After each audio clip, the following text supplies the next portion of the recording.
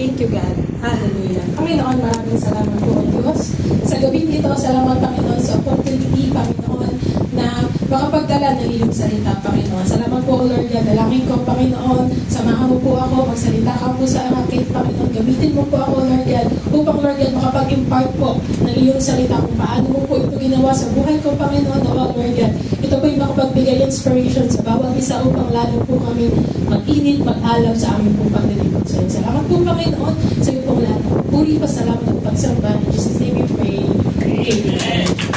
Okay po, maaari bang tingnan mo muna ang iyong katabi, sabihin mo nga sa kanya. Ano sasabihin? Ang ganda-ganda na. Sensya na po kayo. Ako po yung kabang-kaba na talaga. Kaya, pagpasensyahan niyo na po muna ako. Last Sunday, ano po yung naging topic natin? Kalimutan. Broken is better. Sino po ang naging guest speaker natin last Sunday?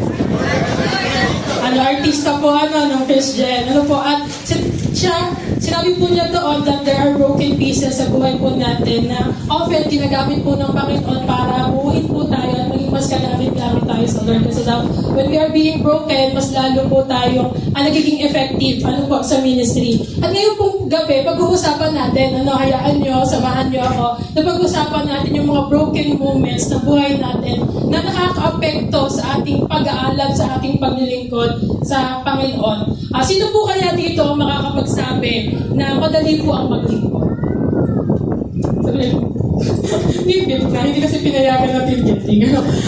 Sino po dito ang magsasabi na madali po ang pumasok at maging bahagi ng ministry? Mukha din ni Michelle, nakamakot na rin sa akin. Hindi rin pinayagan. Sino po dito kapag makakapagsabi na kapag nagsiserve ka na sa Panginoon, untouchable ka na at hindi ka na masasaktan?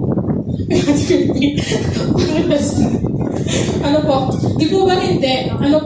Kung hindi ka pa involved sa ministry or hindi ka pa part ng ministry, siguro una nating maiisip, masaya pag nasa ministry ka. Maganda yung kumakanta, tumutugtog, nagpipreach, nag-MC, nag-media, diba? Tapos yung kama yun sa tingin nila maganda yung nasa ministry. Ayaw nyo?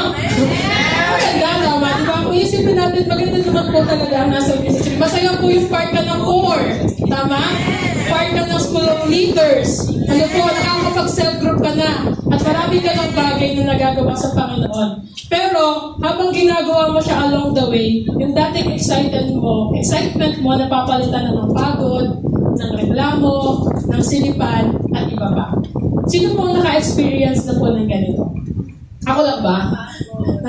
Halos lahat tayo kapag nagsiserve ka na sa Lord. Alam ko, one of the time, nararanasan po natin to. Alam niyo po ba, ako po ay makakalala sa Lord. May tinanggap po akong verse mula sa Panginoon. Ito po yung pinanghawakan ko, na life verse ko, nung tinanggap ko po na maging isang leader ng Lord. Ang sabi po doon ay, sa Leviticus 6:12, the fire of the altar shall be kept burning and it never goes out. At alam niyo po, as the year goes by, pinangahawakan ko po na palaging magnikas yung apoy sa puso ko sa paglilingkod. Ikaw ba naman nahaligi ka na ng simbahang ito? Halos lahat kayo na napagmasdan ko na po habang dumadating dito. At ito po yung pinagsisikapan ko na manatiling nagniningas sa puso ko kapag may ginagawa po ako sa Panginoon. Until one day, gumising na lang po ako isang umaga o isang araw na namalayan ko, yung apoy sa puso ko, unti-unti na po nauubos. Yung dating excited ako pumunta sa church, ginagabi na, pinakauling na uwi. Dati nung nasa kabilang building pa kami, di pa kami nakakontento, pumupunta pa kami kina Kuya Edwin, kahit po ako yung panggabi. Dahil sabik na sabik akong makasama ang aking mga kapwa mananampalataya. Malayo po pinaghahandaan ko na po yung isusuot ko. May one time na nakita ko ni Pastor ako, sabi sa akin, ang ganda ng subject ko din ikaw ang MC. Kasi talagang pinaghahandaan ko kung ano po yung mga isusuot ko, ako po yung talagang pandas pa noon. Kapag MC po ako o speaker of the month, alam niyo po, isang buwan pa lang, inaayos ko na po talaga yung word, or malayo pa, piniprepare ko na po siya. sinisikap ko po na hindi po ako nalilate sa gawain. At lahat po ng conferences, activities sa Manila, kung saan man po, lagi po akong kasama. Ano po, dati po ako lang, si Mac Jens po yung sa atin, yung mga nakakasama pag mga national, regional, ano po. At kahit po may sakit, may bagyo, kahit po lockdown, nandito po ako sa simbahan. Alam niyo po, year 2023 to 2024 had been my lowest lows. Sabi nga po na ni Ashley, yung sa word niya nung nakaraan, ito yung valley or season ng buhay na dinaanan ko po. At maaari, mayroon pong iba sa inyo na kilala na po ako that time na nakapansin po nito sa akin. Hindi na maingay, hindi na malakas ang boses pag nag-worship, pauwi na palagi, hindi na po nakikisama, malayo sa lahat, at mababaw sa lahat ng ministry na ako po ang namumuno dati. And that time, I was broken-hearted. Broken-hearted sa disciples, sa tao, sa kaibigan, sa pamilya, sa trabaho, at sa marami pa pong bagay na nakabroken ang puso ko. At yung routine na kilalang matatag, laging nananatili, ay marami pong bagay na bumasag po sa akin. Hanggang sa hindi ko na malayan na yung Leviticus 6:12, unti-unti na pala siyang namamatay sa puso ko. Unti-unti, dahil sa pinili kong unti-unting lumayo, inaalis na yung joy, yung drive, yung excitement, maging yung willingness ko po to serve. Hindi ko po ito sinishare sa inyo para po magpaawa o kaya ipakita po yung vulnerability ng isa pong primary 12. But to show you po na kahit kami po na haligi na ng simbahan, matagal na nandito at nananatili po, dumadating sa point, umaandap, JM. Umaandap din po ang amon. May pangyayari po din dito sa church, sa leadership ng Tanawan na talaga pong yumanig po sa amin. At ito rin po yung gumising sa akin na that moment, given me a chance na tapusin na po yung pananahimik ko, yung pagmumukmuk ko. Dahil yung time na sinabi sa akin ni Pastor, ni Pastora, at ng mga leaders na simbahan na umakit ako sa kanila that time, isang meeting namin na medyo matindi na ako na po yung isa sa pinakamahinong dito. At dumating na po ako sa decision na gusto ko nang mag-abroad. Parang takasan na ng lahat. Parang pinakamadaling decision or takasan ng lahat kapag aalis ka na lang. But, alam niyo po, bilang si Pastor is the man of God, he prayed for me and talked to me na, Ludin, huwag kang aalis. Kasi isa na daw po ako sa mga haligi ng simbahan at kasama na nila mula na nag-uumpisa pa po ang gawain natin dito sa Tanawan. At alam niyo po, ang mga leaders, they talk to me. Ramdam ko na halos araw-araw may mga nagme-message pa po sa akin. Pinaparamdam nila sa akin yung kahalagahan ko po. Na akala ko before, hindi na ako mahal ng mga kasama ko. Dahil nga, broken ka, tingin mo sa lahat ng bagay, brokenness lang po. At I know, nakikita ko po doon that they are trying to lighten up the burden na pakaramdam ko po. Kasi yung pakaramdam ko na isang salita na lang, alis na ako. Yan? Gusto ko, nauro pa rin. Pagkasensya nyo na po, talagang ako ay may sakit pa yata. Pero magaling naman po ako. At alam niyo po, unti-unti, sa biyaya ng Lord, nakakabalik na po ako sa dating sigla ko sa paglilingkod. At this year, kung maalala nyo, last February, I shared to you Luke 4:19, kung saan shinare ko po sa inyo yung year of God's favor. Natanggapin natin ang favor. Yung favor ng Lord, na ibinibigay sa atin ngayong taon. At alam niyo po, last full blood and fish na. Last year kasi hindi ako nakasama kasi nga, alam niyo naman. Kaya, nagkaroon po doon ng altar call. At tinawag po ang mga cell leaders para ipanalangin po ng lahat ng kapastoran ng Fishnet. At alam niyo po, ang napatapan po sa akin is si Pastor Per, Miss Cariola. Siya po yung kapatid ni Bishop na from Fishnet Davao. At nung pinag-pray niyo po ako, ang una niyo pong sinabi, ako po talaga na nice waiting. Nag-wait talaga ako sa sasabihin sa akin ng Diyos. Kasi I'm in the moment na gusto kong bumalik. Gusto ko nang bumalik. At alam niyo po, unang sinabi ni Pastor, ang una niya po, hindi niya ako hawak. Tinapatan niya lang ako ni pray. Sabi niya, pinakita na ng Diyos sa akin na bumaba na ang apoy. Wala po siyang alam tungkol sa akin, but yun po yung unang lumabas sa kanyang mga bibig. At alam niyo po, after ko pong marinig yun, I fell down on my knees and cried sa Lord. Hindi ko po mapatahan ang aming sarili. Dahil ang Lord po, may pinakitang mga vision sa akin ng mga bagay na dapat ko po gawin. At ako po ay talagang amazed na amazed sa Lord that I encounter God again. Kung ano po talaga yung na-realize niya. That day, yung Leviticus 6:12 ay pinautan na po ng Lord sa puso ko. Version 2.0. Ang pinalit po ng Lord is Leviticus 6:13. Alam niyo po, same lang din po siya. At nagsasabi po ito as simplified that says, the fire in the altar must be kept burning and it never goes out. Wala na pong alisan yung apoy ng Diyos sa puso ko. Alam niyo po, matagal po ako kaandap-andap. Kaya naman po, as receiving the fire again is a different story to tell. Kaya nga po, ang topic po natin for tonight is fire back. Amen. Sabihin mo nga sa katabi mo, fire back. Sisikapin ko po ma-share yung testimony ng buhay ko para makatulong po sa atin kung paano po mapa-fire back po tayo sa Panginoon. Ano po ba, what does the fire represent? Sige po, next slide. Sabi dito, throughout the Old Testament, fire symbolizes the presence of the Almighty God. We see this in Moses' encounter with the burning bush. Di ba po, nung nagpakita ang Lord kay Moses, nagpakita siya sa pamamagitan ng burning bush. At fire din po represents the pillar of fire leading the Israelites. But before, there are pillar of clouds na symbolizes fire and haliging ulap at haliging apoy noong panahon po ng mga Israelites. The fire on the Mount Sinai, Elijah also called down fire from heaven to demonstrate God's power.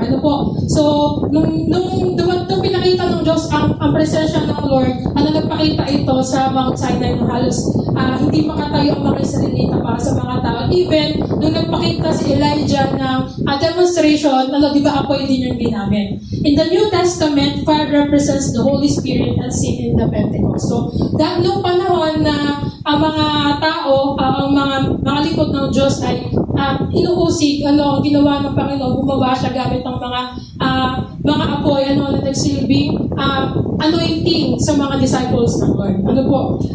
Sabi dito, next slide po is the fire represents God's presence among us. At ngayon po, pag-uusapan natin how we can rekindle the fire in our hearts. Paano ba natin ulit sisindihan yung apoy sa puso natin sa ating pong paglilingkod sa Panginoon? Number 1 is remain on the fireplace. Pwede po ba natin basahin ang Leviticus 6 verse 9? 3, 2, 1, go! These are the regulations for the burnt offering. The burnt offering is to remain on the altar heard throughout the night till morning, and the fire must be kept burning on the altar. So para po mas maintindihan natin, pag-usapan po ba natin, ano nga po ba yung offering? Next slide po. Sabi po dito, ang offering is something that is given to God or a God as a part of religious worship of an act of giving. Something offered in worship or devotion as the deity, an oblation or sacrifice. So ito po pala yung alam niyo po, ang apoy is isa sa mga primary na kailangan ng panahon ng mga Israelites sa paghahandog. Dahil ito po ang sumusunod para ang handog ay maging mabangong samyong halimuya kay Yahweh. At sa buhay po natin, ang buhay po natin ang mabangong samyong halimuyak sa Lord. Yung buhay natin na ino-offer natin sa Panginoon na maging kalugod-lugod ito sa Panginoon. Kasi sabi nga po dun sa verse 9, the burnt offering is to remain on the altar heard. Kaya nga po, sabi dito, this is why we go to church because we need to remain in our fireplace. Kaya po, number 1 natin is remain on your fireplace kasi kinakailangan po manatili po tayo kung nasa saan ang apoy. Kaya nga po, sinisikap natin, nandito po tayo sa simbahan. Kasi paglabas natin, maraming mga bagay ang magkakos para po manlamig tayo. At habang tayo po ay nasa lugar kung saan aalab ang apoy, ito po itutulong sa atin para manatili po tayo nag-aalab sa Panginoon. Alam niyo po, nung dumating ako dito sa FESGEN, ang una ko pong impression dito is, this is the place where I belong. So, I finally found a place na masasabi ko na tanggap ako regardless of who I am. Lahat po kami dito, pantay-pantay, dito pa. Noon, pakiramdam ko talaga dati, bakit naman, ang gulo ko. Lahat kami pantay-pantay lamang. Kasi noong time namin, ang mga kasama ko po, engineer, accountant, gano'n. Parang pakiramdam ko, dati, makakasabay ba ako sa kanila? Kasi dati nag-aaral pa lang din naman ako. At alam niyo po, nung nag-start po kami sa leadership, naramdaman at pinaramdam po sa amin ng leadership na pantay-pantay po kami. Walang lalo na po nung nag-schooling na po kami. Ano po. At pakiramdam ko, it's the place where I can rest. Ito yung resting place ko. Pero nung dumating sa point ng brokenness ko, yung place of rest ko is naging place of pain. Just because pakiramdam ko, yumabang ako, naging makasarili ako, hindi na favorable sa akin ang sitwasyon, kaya pakiramdam ko, kontra na ang lahat ng tao sa akin. Unti-unti ako umalis sa fireplace ko. Maaga na po ako umuwi, late na dumarating, at hindi na po ako interesado sa mga ginagawa sa simbahan. I just show up, but I wasn't here.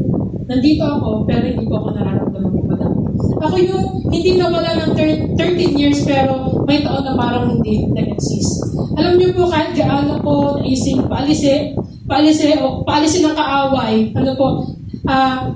pinili ko pong manatili. Kaya nga po, ang akin pong may advice sa bawat isa, wag po tayong pupunta sa lugar kung alam mo, manlalamig ka. Kung alam mong nanlalamig ka na, mas lalo po nating invite ang sarili natin sa lugar where the fire is. At ano po ba yung mga lugar na ito? Una po is our cell group. Sino pong part na po dito ng cell group? Amen. Kung hindi ka pa part, magsabi ka sa leader mo, let yourself be on the fireplace. Yung lagay din po natin ang sarili natin sa training or sa schooling. So, nag-uumpisa na po ang ating Intentional Discipleship Academy. Kung ikaw po ay interesado maging part nito, makibahagi po tayo. Yung mga pillars activities natin, chosen, Teen Gen at saka Couples Gen. Midweek service. Ito po yung gawain natin ito. It's refueling. Sabi nga po ni Nanay. Sa mga araw na nagdaan, pagpasok mo ng Monday, ibang pagsubok na naman. At ito magsasabi kung minsan, palalamigin ka ng mga aabutan mo. Pero midweek service is our refueling. Sunday celebration, ito yung pagsasama-sama nating lahat para magpalakasan sa Panginoon. At maging part po ng mga activities na ating po inilulusad gaya po ng mga announcement po natin kanina. Meron po tayong commissioning, meron po tayong IDPH na paparating, meron po tayong Family Day this June, na ini-invite po tayo para po makipag-date tayo sa ating po mga kapwa mananampalataya. At syempre, ang ating pong fireplace is our altar. Ang ating pong prayer time. Kung saan makakatagpo po natin ang Panginoon. Huwag daw po tayong lalayo sa apoy. Huwag din po tayong lalayo sa mga tao tumutulong po sa atin para po, lalo po tayo magbaga para sa Panginoon. Alam niyo po, meron pong kwento ng isang lalaki na nasa isa silang camp, Christian camp, at nakita siya ng pastor na nasa labas lang siya. Nung kami ay nag-building, may pa-bonfire. Ang sarap ng bonfire, saka hotdogan namin po doon. Ang sarap ng hotdog, pero init. Mga nakadapa na sa buhanginan. At nung ang mga tao nasa loob na ng conferences, yung isang lalaki ay nagpaiwan sa labas. At mag-isa lamang siya doon. Nagtaka yung pastor, lumabas si ate na niya, bakit ikaw ay nasa labas at ikaw ay ayaw mo sumama sa loob? Sabi mo, yung lalaki hindi sumasagot. So yung pastor, nagbigay siya ng demonstration sa kanya sa pamagitan ng bonfire. At ang sabi mo doon, salamat po.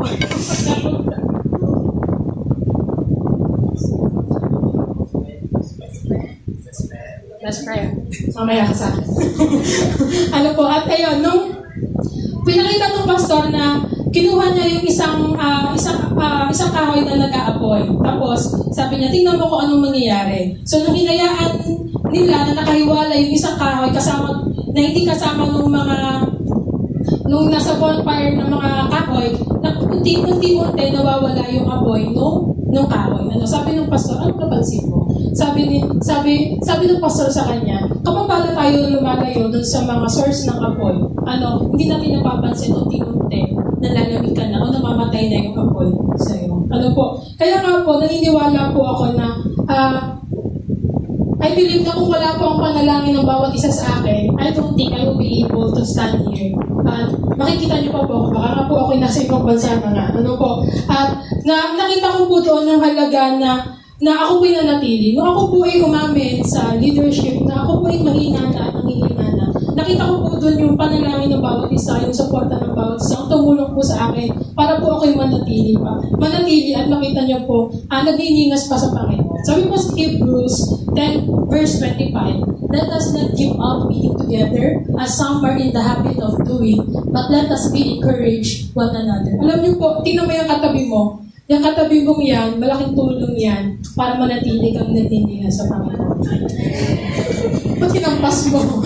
Kaya let's be aware, ano po, kung nasa saan ka at kung sino yung sinasama mo. Kasi sabi nga po ni Paul, sabi po dito sa Philippians 3:17, join with others in following my example, brother, and take note of those who live according to pattern we give. Kaya po maging maingat po tayo, ano po, sa mga examples na tayo nakikita po natin. For us to remain on fire, we must remain on the fire, on our fireplace, where we can ignite with the people who has the same fire as us. Sabi po dito, you will become, next slide po, you will become like those you are around. Stay near to people, stay near people who have energy, intensity, and enthusiasm for God, and you will be on fire as well. Mingling with fire-up Christians are all essential ingredients for remaining on God's presence. Kaya po pala, mahalaga po ang isa't isa sa atin. Kasi habang nag-ignite tayo sa isa't isa, yung story ng bawat isa, yung faith ng bawat isa ang tumutulong sa atin para po manatili po tayo naniningil sa Panginoon.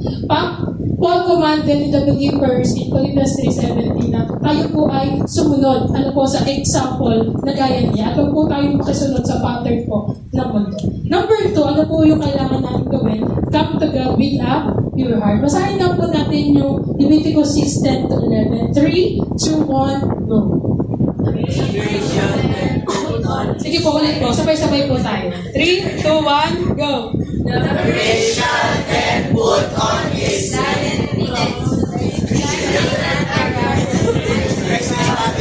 and shall remove the ashes of the burnt offering that the fire has consumed on the altar and place them beside the altar. Then he is to take off the stones and put on others and carry the ashes outside the camp to a place that is ceremonially clean. Ayan, salamat po sa pagkabasa po ninyo. Ano po, may paggagamit pa sa linen. Ano po, alam niyo po, yung linen po symbolizes sa panahon po noon, huwag na pagtalo na. In biblical times, it is known to be pure and holy na kapag po lumalabas ang mga ngayon, kung maalala po natin sa Old Testament, ano po, they are described wearing fine linen garments. At even po, nung pinatayo ang templo ng Diyos, yung mga ginamit po doon, mababasa natin na gumamit sila ng mga linen garments and even yung mga kasuotan ng pari, di ba po? Linen garments yung na ginagamit kasi putting linen clothes represent cleanliness and purity. Sabi po dito, the act of taking out ashes outside the cup to clean place signifies the importance of maintaining purity and holiness in worshiping God. Ano po, the ashes from the burnt offering were considered to be holy and they are needed to be disposed in a manner that reflected this holiness. Ano po, and the act of removing the old garments and putting on new ones can be seen as a symbol of transformation and renewal. Alam niyo po, mahirap po maging on fire sa Lord kung hindi po okay yung puso natin. Ano po, kaya nga po, kinakailangan po pala kapag po tayo ay naglilingkod sa Panginoon, kung paano po holy and clean ang hinihingi ng Lord sa ating po paglilingkod sa Kanya, kinakailangan po pala talaga, ina-assess po natin ang puso natin, na palagi po tayo nagpapatingin sa Panginoon. Kasi sabi po sa Matthew 5, verse 8, blessed are the pure in heart, for they shall see God. It serves a reminder the importance of maintaining purity and holiness sa ating pong relationship sa Panginoon. As we come to God, kinakailangan po talaga magpalinis po tayo. Kinakailangan pala, ina-admit po natin na nagkakamali po tayo. Kasi sa that moment, kapag po meron po tayong tamang pag-amin at genuinity sa ating po mga failures sa Panginoon, doon lang po makakakilos ang Diyos sa atin. Ang susi po pala para makabalik po is i-admit mo po sa sarili mo na hindi mo po kaya mag-isa. Na kailangan po natin ng tulong ng banal na Espiritu upang gabayan niya tayo sa bawat decision at itama po ang intention natin sa bawat ginagawa po natin. Lumayo po tayo sa mga bagay na magdadala sa atin sa kasamaan at mag-aalis ng purity natin sa Panginoon. Kaya nga po, mainam na palagi po natin ipasuri ang ating pong puso. Baka kaya minsan napapagod ka na dahil hindi na po pala tama yung puso natin. Alam niyo po, may napanood po ako sa Facebook, sa siyang reels, na tanong niya, may pagmamahal pa ba kung pagod ka na? Tanongin mo kaya katanong. May pagmamahal pa ba pag pagod ka na? Sabi ni Christian. Pagkarating niya lang kasi, sabi po kasi doon, kasi dati, nung mahal na mahal mo ang isang tao, kahit anong gawin niya, hindi ka napapagod na intindihan at mahalin siya. Pero kapag pala, nawawala na yung pagmamahal mo sa kanya, nakakaranas ka ng mapagod, manlamig, and you're starting to question the love. Alam niyo po, minsan ganun po tayo sa Lord. Kapag po pala hindi na natin naiingatan ng puso natin, isang araw, makita mo na lang ang sarili mo, nawawala na po pala yung pag-alangan sa ginagawa natin. Tinatamad ka na, at minsan pakiramdam mo, napapagod ka. Kaya nga po sabi ni David sa Psalms 51 verse 10, "Create in me a clean heart, O God, and renew a right spirit within me." Kaya nga po, sabi din po sa Psalms 119 verse 9, "How can a young man keep his way pure?" Paano ba daw po natin mapapanatili ang ating puso na pure sa Panginoon? It is by guarding it according to the Word. Amen. Kaya nga po, point number 3 natin is meditate with the Word daily. Amen. Sabi po sa Leviticus 6:12, ito po yung life verse, "The fire on the altar must be kept burning and it must not go out. Every morning, the priest is to add firewood and arrange the burnt offering on the fire and burn the fat of the fellowship offering on it." Lagi ko pong patotoo, dati, na I never skip my daily devotion. Kasi naniniwala po ako sa verse na ito, yung kahalagahan ng every morning, inaayos ng mga pari yung firewood. Kasi para sa akin, ang devotion is ito yung gatong na nagsisindi sa akin para palagi po ako maging on fire. Dahil sa salita ng Diyos, ito yung palagi kong inilalagay na gatong para pag-alam ko lagi. Kasi ang sinusupply kong gatong is yung Word of God. Kaya nga po lagi kong sinasabi na kahit sa mga disciple ko, lagi tayo mag-devotion, lagi mong ayusin ang devotion mo. Kasi nung na-experience ko po yung blessing of wisdom ng devotion, I really tried my best na hindi po ako mag-skip. But alam niyo po, nung dumating po ako sa breaking moment ng buhay ko, na-experience ko po na hindi na po magsulat. Tinigil ko po yung journaling. Nagbabasa po ako, nagme-meditate pa rin po ako. Pero hindi ko na po naisusulat. Ako po yung maamin po sa inyo. At yung pong awakening part na po na yung buhay ko, na-realize ko po na hindi ko na lang pala nilalayo ang sarili ko sa tao. Hindi ko na mamalayan, nilalayo ko na rin pala ang sarili ko sa Diyos. Akala ko, okay pa kami ng Lord, pero hindi na pala. Kasi yung dati kong kasiyahan na ginagawa ko para sa Kanya, hindi ko na pala ginagawa. Ayun, nawawala na po ako ng gana. Hindi na rin po ako nag-aaral ng salita ng Diyos. Hindi na po ako nakikinig sa mga ibang preacher. Hindi ko na po tinutulungan ang sarili ko na lumago yung aking learning sa salita ng Diyos. In some points, akala ko talaga, okay pa kami ng Lord. Akala ko kaya ko ng ako lang. Pero doon ko po nakita na habang lumalayo ako sa mata ko, sa fireplace ko, lumalayo na rin pala ako sa Diyos. Ngunit alam niyo po ngayon, I started to go back sa pagsusulat ulit sa notebook. Kasi po dati, ginagamit ko OneDrive, yung online journal. Para kahit nasaan ako, na-access ko po siya. Pero alam niyo po, binalik po ako ng Lord sa all-style journaling. I started writing again. At na-amaze po ako sa Lord sa mga revelation ng His Word. At talaga po, ito po yung patuloy nagiging, yung baga, para po kayo patuloy na mag-alab sa Panginoon. Yung ating po palang pagbabasa ng daily love letter ng Lord sa atin, hindi po responsibility. Hindi po siya dagdag gawain para sa mga estudyante. Alam ko marami na kayong binabasa at nare-review. Hindi po siya dagdag gawain sa atin. Hindi rin po boring yung 3 to 4 chapters na binabasa po natin araw-araw. But it is a commitment to know more of God's love sa atin. Alam niyo po, kung wala po siguro yung salita ng Diyos, hindi ko po alam kung nasa saan po ako. Dito po palagi yung nagre-renew ng isip ko kung ano po yung dapat ko pong gawin. Kasi sabi nga po sa Psalms 119:105, "Your word is a lamp to my feet and a light for my path." Ang salita po ng Diyos na nagbibigay liwanag upang makita po natin ang tamang daan papalapit sa Panginoon. Sabi rin po sa Jeremiah 20 verse 9, His word is in my heart like a fire shut up in my bones. I am weary of holding it in, indeed I cannot. Ano po, this verses expresses Jeremiah's internal struggle with the Word of God, which is he feel the burning fire within his bones, making him impossible to be silent. Kasi alam natin, kapag we are very consumed with the Word of God, hindi mo mapigil ang sarili mo, hindi ito ibahagi sa iba.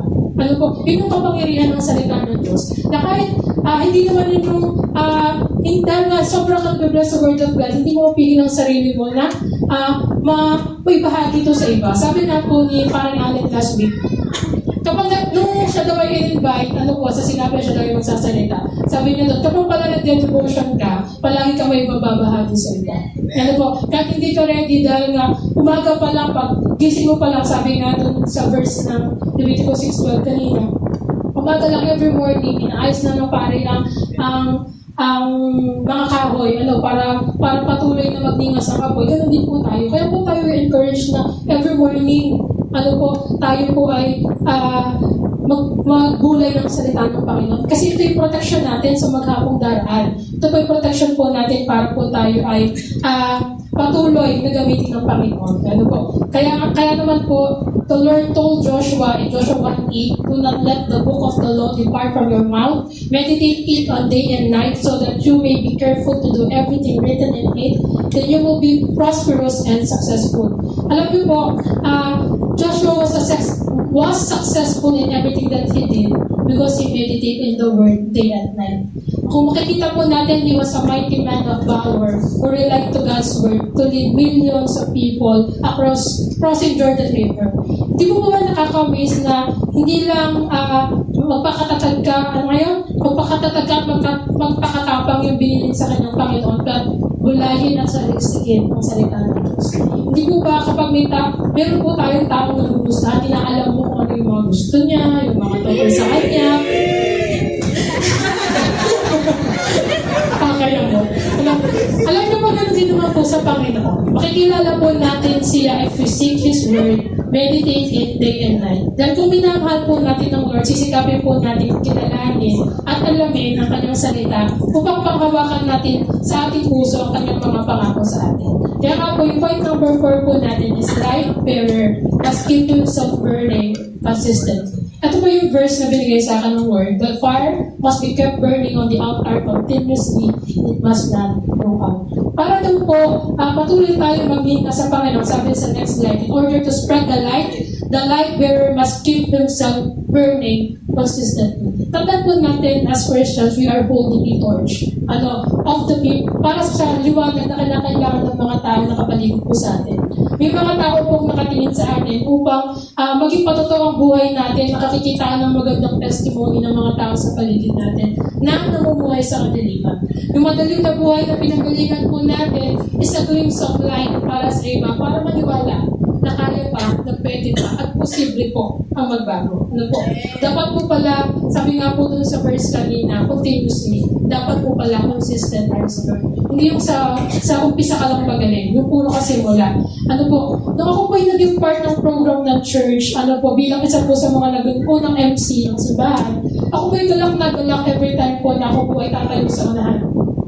Kasi sa church ko po nalaman na may gift po pala ako sa larangang iyon. Kasi kala ko po dati wala po akong talent. Wala po akong maiaabot kasi bakit natin kalinis ng CR. Yung kasi pinagagawa ni Pastor.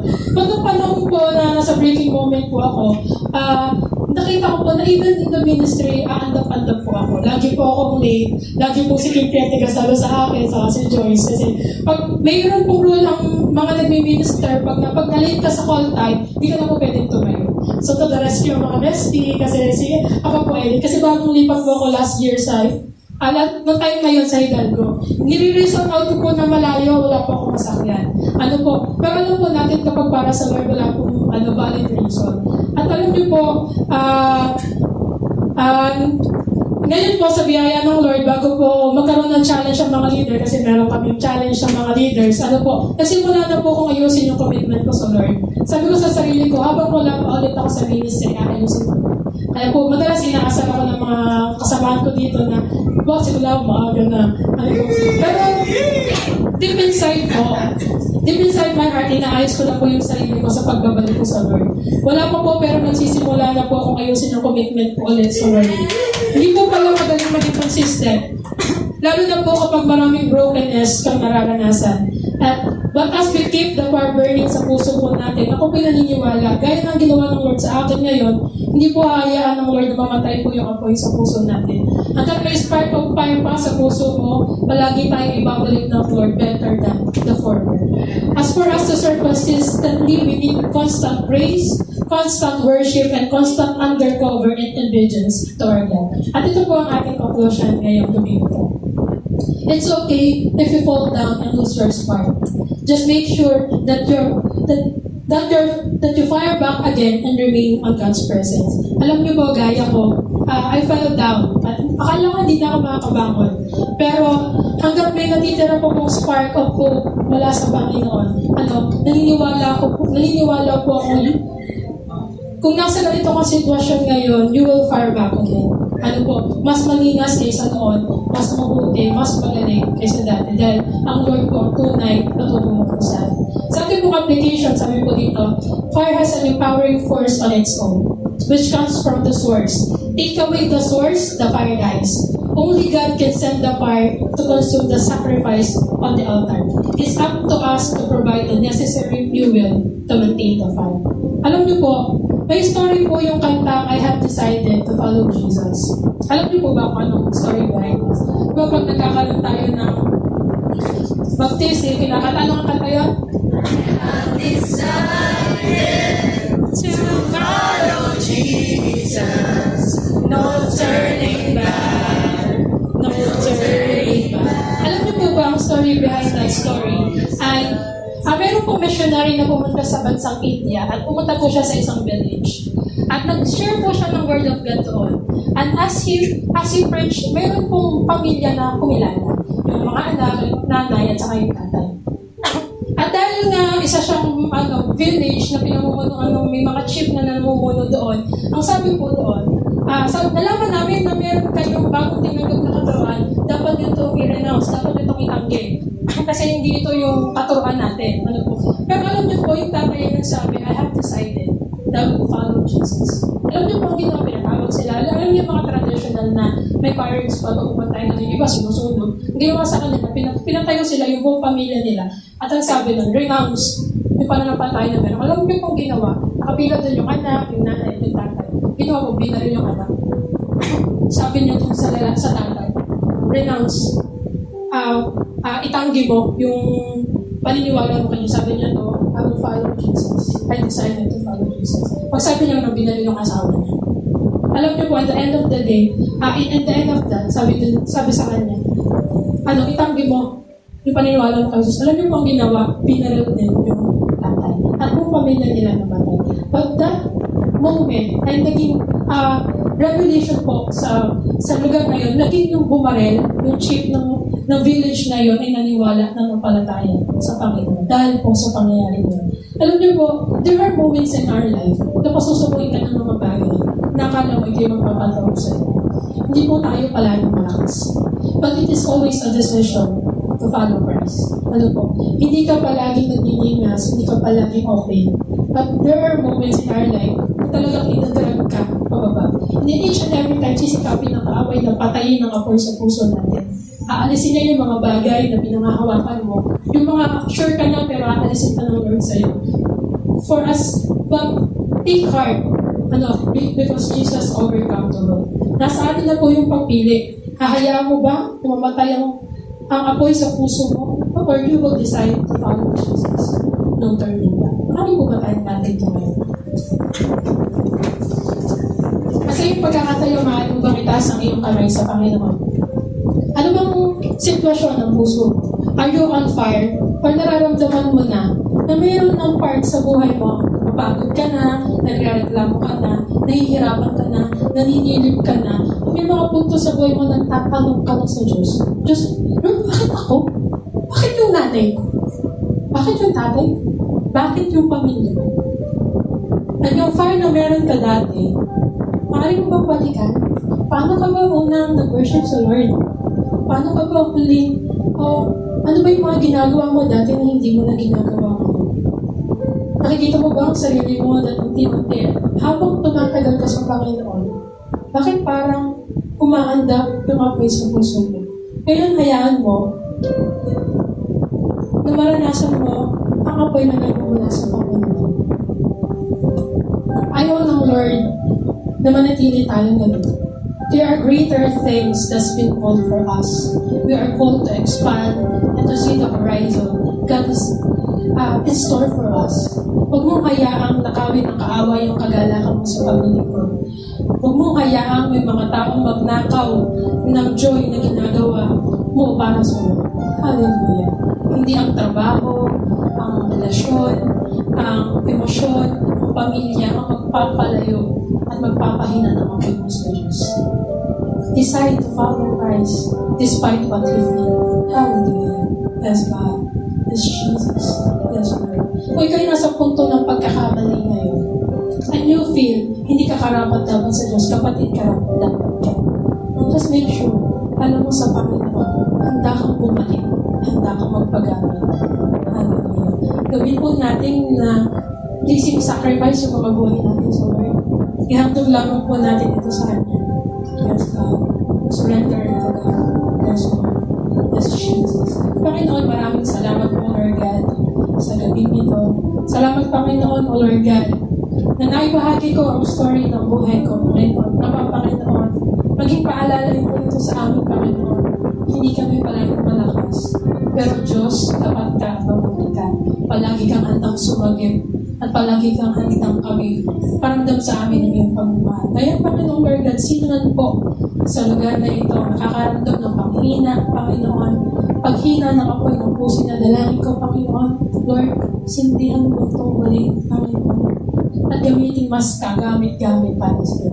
Panginoon, sa iyo po pinagkakatiwala ang buhay ng bawat isa. Hanggang sa aming pag-uwi, Panginoon, Lord God, ingatan niyo po kami, Panginoon. Salamat po, Lord God, sa iyo po mahingan at binabalik. Lahat po ng papuri, pasalamat at pagsamba sa tanging pangalan ni Jesus na